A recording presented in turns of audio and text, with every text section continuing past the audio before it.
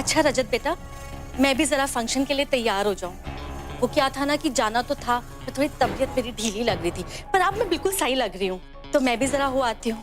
वैसे तुमने कुछ अन्नू को अगर बोलना है तो मुझे बता दो, मैं उसे कह दूंगी तुम्हें फोन कर लेगी। उसकी कोई जरूरत नहीं है।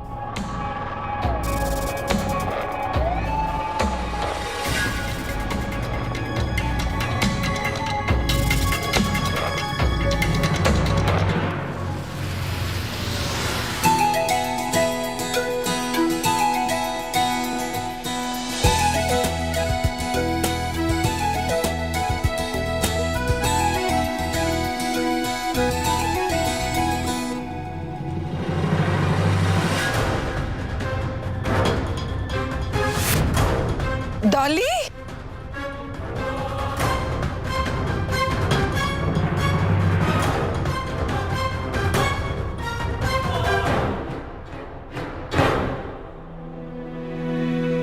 डर तो नहीं लग रहा ना? थोड़ा थोड़ा। अब थोड़ा कम लग रहा है। दिव्यानी, हमें तुम पे बहुत गर्व है। अगर कोई कमजोर लड़की होती ना तो ये फंक्शन में आती ही नहीं। दिव्यानी, तुम टेंशन मत लेना। अगर यहाँ किसी भी आंटी ने तुम्हें कुछ भी कहा ना तो हमसे ऐसा सुनेंगे ना कि किसी से कुछ भी कहने से पहले 100 बार सोचेंगे। दीदी, आप ना मिंटी आंटी के साथ रह रहे के ना उनके जैसे ही हो गए हो। अच्छा, गुड्डू, तुम हॉस्टल में रह के ना बहुत बड़बोली होती जा रही हो। घर चलो, बताते हैं तुम्हें।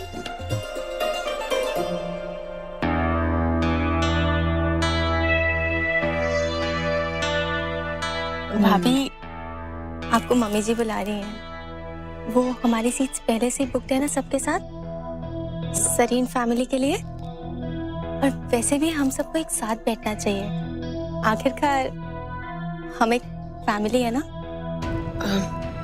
हाँ काजल, तुम जाओ, हम अभी आते हैं। दिव्यानी, हम अभी आए। तुम बिल्कुल टेंशन मत लेना। हम चाहे तुमसे थोड़ी दूर क्यों ना रहे, पर हमारी नजर तुम पे होगी, ठीक है? हाँ, और नहीं तो ले, आ गई मेरी बहू। अरे बहू क्या, रब ने वैसी बेटी मुझे दे दी है जैसी मैं हमेशा चाहती थी। और मुझे ऐसी माँ जैसी मैं चाहती थी। अरे पुत्र, मेरी पढ़ा कर। सॉरी मम्मी जी, आपने मुझे इतने प्यार से बेटी का कि मैं पैरी पौना करना ही भूल गई। चलो, ये तो बहुत अच्छा हुआ कि इस साल से काजल भी हमारे सोसाइटी डिनर में शामिल हो गई। काजल पुत्र, तुझे पता है हम लोग हर साल ये फंक्शन करते हैं ताकि हम सब कॉलोनी की लेडीजों को ना मिलने जुलने का मौका मिले।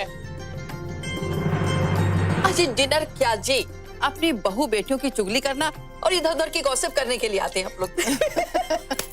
नहीं, पर मुझे ये सब करने की जरूरत नहीं है, क्योंकि मेरी बहू है इतनी अच्छी। मम्मी जी, आप तो इतनी अच्छी हैं, आपके साथ रहकर तो कोई भी अच्छा हो जाएगा। हाय मेरा बच्चा। आप लोग खड़े क्यों? बैठिए ना, पेंशन से आओ। लो, सरीन का नाम तो यही लिखा है। बैठो बैठो, आजा काजल। अनु,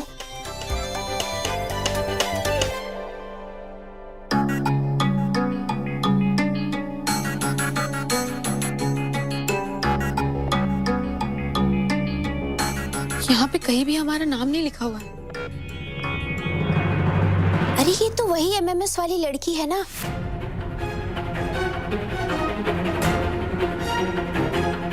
बड़ी हिम्मत है यार, इतना कांड करने के बावजूद भी सबके बीच में आ गई।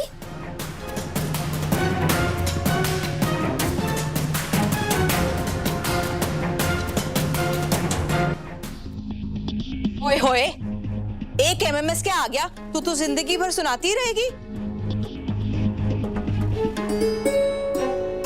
एमएमएस का क्या है, बनना था तो बन गया, किसी के साथ भी हो सकता है। देवयानी पुत्र, तू चिंता ना करी, अब अपने लिए चेयर शेयर ढूंढ ले और बैठ जा। हाँ, पर यहाँ कहीं नाम नहीं लिखा। ओए होए, देखना रब के खेल भी कितने निराले हैं। पर मैं कह देती हूँ, इसमें मेरी कोई गलती नहीं है, सारी मिस्टेक तेरी है। मतलब? देख, मैंने तो तेरी बुकिंग सरीन फैमिली में करके रखी थी, क्योंकि तेरी शादी तो नील के साथ, तो नील की वोटी होने वाली थी ना, पर तूने ही मना कर दिया। और आज देख, तेरी जगह पे काजल बैठी हुई है। ऐसे जो लड़कियां एमएमएस में दिखाई देती हैं, वो शादी की वीडियो में नहीं दिखाई देती।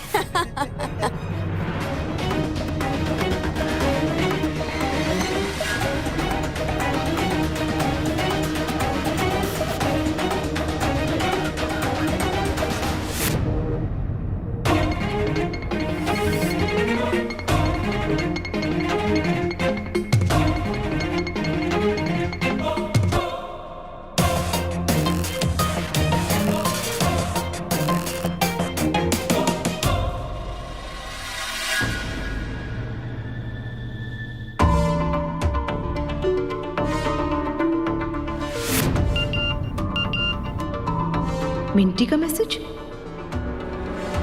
शाबाश डॉली, बस ऐसे ही देवयानी की बैंड बजाते रहे, कुछ ऐसा कर कि आज वो खून के आंसू रो दे। और चलो जी, तंबोला के लिए रेडी हो जाओ, अपने अपने लक को साथ में लेके। ओके, हाँ जी, शुरू करते हैं। अपने अपने लक साथ में रखना। हाँ, तो पहला नंबर है 4343।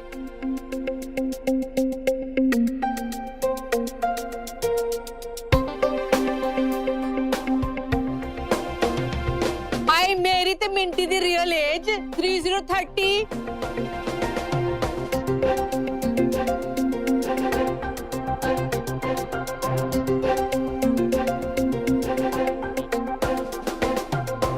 And 1 dozen 12। Full house।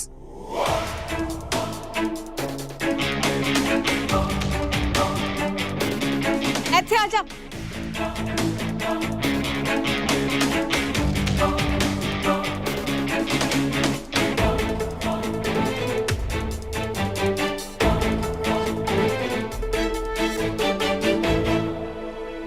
हाँ जी, जीत गई है देवयानी। वाह देवयानी, आज तो तेरा लक बड़ा चमक रहा है। शादी वाले दिन जो तेरा लक चमकता, तो तू उस प्लास्टिक की चेयर पे ना बैठी होती।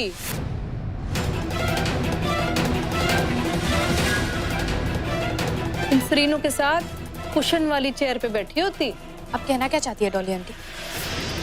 अगर हम उस दिन नील से शादी कर लेते तो हम आज तक परेशान होते। फिर चाहे हम कुशन पे बैठे या सोफे पे, आज तक हम परेशान बैठे होते कि हमने जो कुछ किया गलत किया। और हाँ, रहा सवाल किस्मत का ना, तो जो चीज हमारे हाथ में नहीं है ना, हम उस पर कभी डिपेंडेंट नहीं होते। लेकिन जो चीज हमारे हाथ में है, हमारी सोच। उस दिन हमारी सोच ने हमसे ये कहा कि नील से शादी करने का फैसला गलत था, तो हमने नील से शादी नहीं की। और हाँ, हम आप सबसे रिक्वेस्ट करते हैं कि हमें बुरा फील करवाने की कोशिश ना करें, क्योंकि आप चाहे जितनी कोशिश करें, हमें कोई फर्क नहीं पड़ने वाला।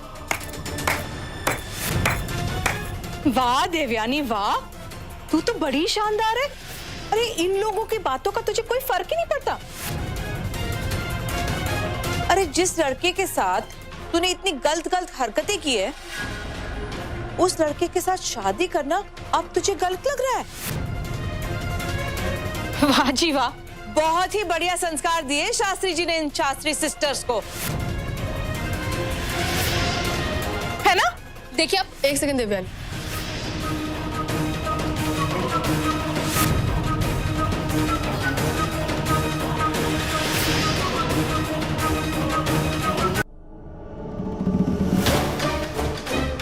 आपने बिल्कुल सही कहा आंटी जी, हमारे पापा ने हमें बहुत अच्छे संस्कार दिए हैं।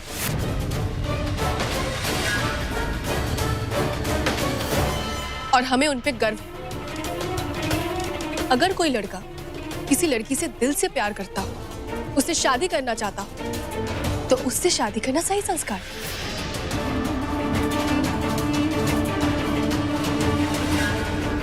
अगर वो लड़का प्यार की आड़ में किसी लड़की से बदला लेने की कोशिश करे, तो उसको ना कर देना ही सही संस्कार है। अगर कोई चोट खाई हुई लड़की को अच्छा फील करवाने की कोशिश कर रही हो, तो उनसे अच्छे से बात करना सही संस्कार है।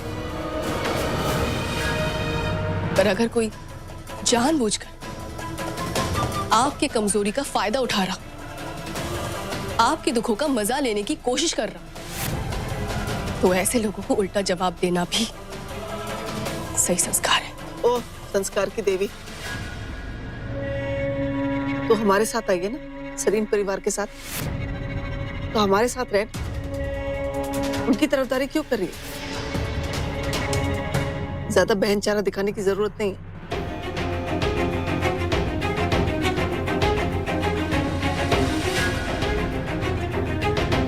मम्मी जी, अगर आप बहन चारा कह के हमारा और हमारी बहन के प्यार का मजाक उड़ाने की कोशिश करें,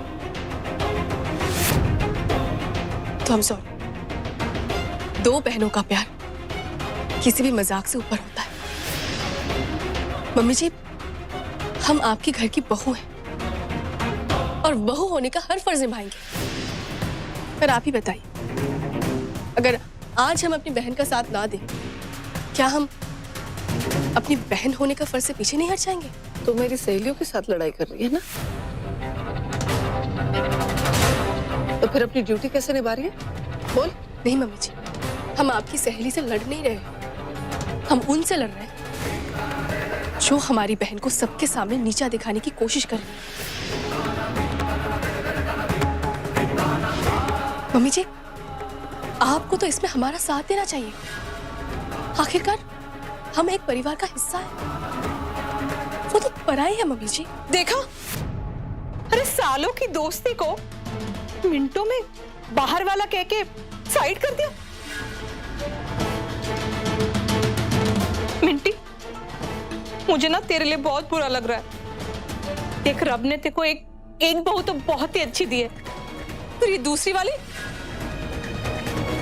मान ना मान, तू तेरा ये घर तोड़वा कर रहेगी। अन्नू के खिलाफ एक भी शब्द कहने की हिम्मत मत करना।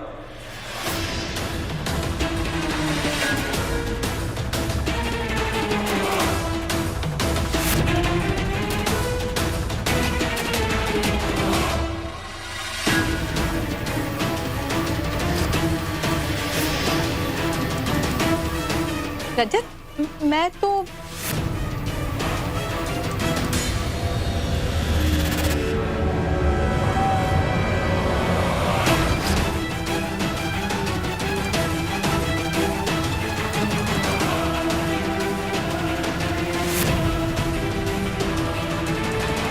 क्या कहने वाली थी आप? मैं तो वो तो ये कह रही थी कि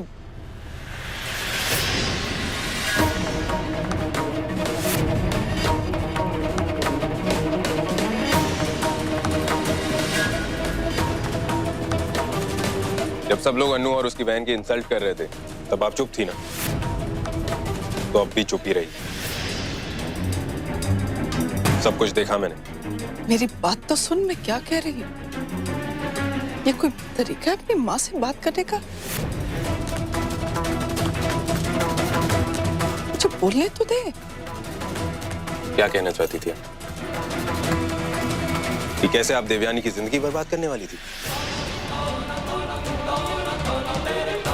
या फिर कैसे आपको एमएमएस के बारे में सब कुछ पता था, या फिर कैसे आप देवयानी की शादी किसी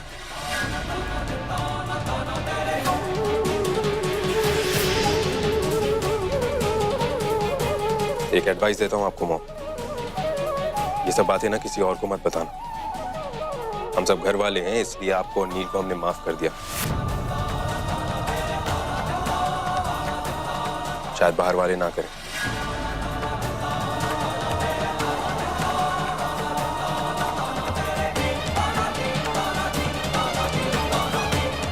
और एक बात आप समझ लीजिए, आप सब भी सुन लीजिए, अगर आज के बाद किसी ने भी मेरी फैमिली के बारे में कुछ भी कहा,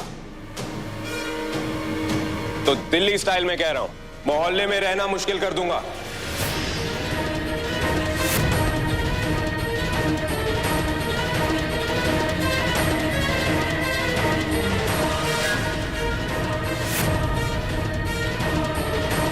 और तुम तीनों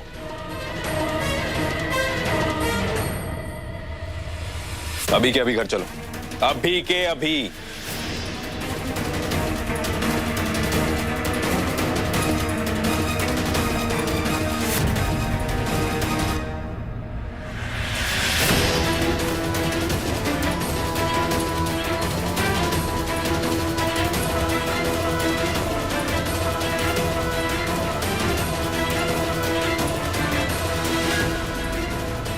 पचहत्तर क्विंटल नहीं यार, 2.5 टन कहा था मैंने। हाँ हाँ, फोन रख, चल। गधे इकट्ठे किए हैं सारे। ओए फौजी, क्या हो फौजी? रजत, एक बार हमारी बात सुनिए। रजत, क्या हुआ, इतने गुस्से में क्यों है? पापा जी, बहुत गड़बड़ हो गई है। पता नहीं रजत, वो सोसाइटी डिनर में कैसे पहुंच गए। वहां जो तमाशा हुआ।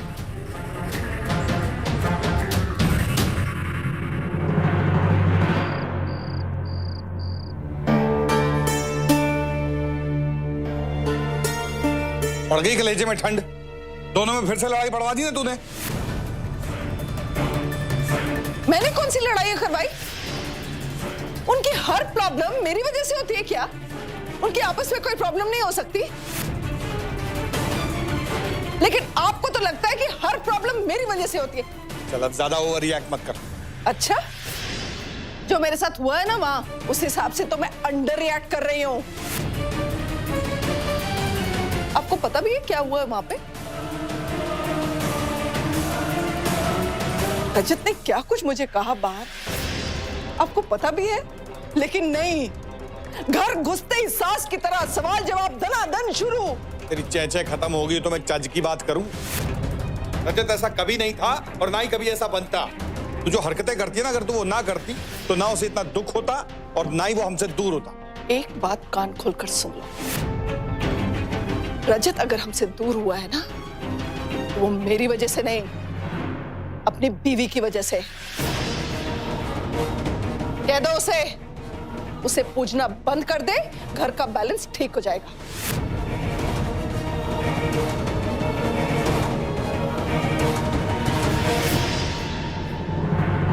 मैंने मना किया था ना तुम्हें वहां जाने के लिए, फिर भी तुम गई। मुझे पता था वहां कोई ना कोई तमाशा जरूर होगा। क्या जरूरत पड़ गई थी वहां जाने की? हमें क्या पता था कि वहां लड़ाई हो जाएगी। पहली बार इस घर में आई या पहली बार मॉम को और उनकी सहेलियों को मिली हो, पता नहीं है। वहां पर डिनर हो ना हो, लेकिन तमाशा जरूर होगा, लड़ाई जरूर होगी। आई एम सॉरी रजत, पर आपको क्या जरूरत है वहां पे आने की? तुमने देखा नहीं वो आंटियां देवयानी से कैसे बात कर रही थी? उन्हें जवाब देने की जरूरत थी, इसलिए मेरे आने की भी जरूरत थी। ठीक है रजत, पर आपको मम्मी जी से ऐसे बात नहीं करनी चाहिए थी। अनु, ऐसे तो बहुत सारी बातें हैं जो तुम्हारी मम्मी जी को भी नहीं करनी चाहिए थी। एग्जाम्पल दूं, देवयानी वाला MMS, ढेर सारे झूठ, वहां तुम्हारा साथ ना देके डॉली आंटी का साथ देना, लेकिन उन्होंने की ना। वैसे ही बहुत सारी बातें हैं जो मुझे भी शायद नहीं करनी चाहिए थी, पर मुझे करनी पड़ रही। रजत, आप प्लीज समझने की कोशिश कीजिए। ऐसे हर बात का जवाब देके कोई हल नहीं निकलेगा। और ना देने से भी नहीं निकलेगा। तुम ये आदर्श बहू बनना बंद करो प्लीज, क्योंकि तुम्हारी सास एक आदर्श सास नहीं बन पा रही। और सच पूछो तो ये सब बातें मुझे इरिटेट कर रही हैं यार। तो हम क्या करें रजत? हमारा घर टूट रहा है, उसे टूटने दे। तुम्हें जो ठीक लगे वो करो। मैं बस इतना कह रहा हूँ कि मैं नहीं चाहता हूँ कि मेरी बीवी का सर किसी के भी सामने किसी भी कारण की वजह से झुके, घर के अंदर या घर के बाहर। और सच पूछो तो इन लड़ाइयों से मैं तंग आ चुका हूँ यार। मैं एक सिंपल सी नॉर्मल सी लाइफ जीना चाहता हूँ अपनी वाइफ के साथ। लेकिन जब तक तुम्हारी और तुम्हारी मम्मी जी की ये लव स्टोरी चलती रहेगी ना, हमारी लव स्टोरी बीच में ही अटकी रहेगी।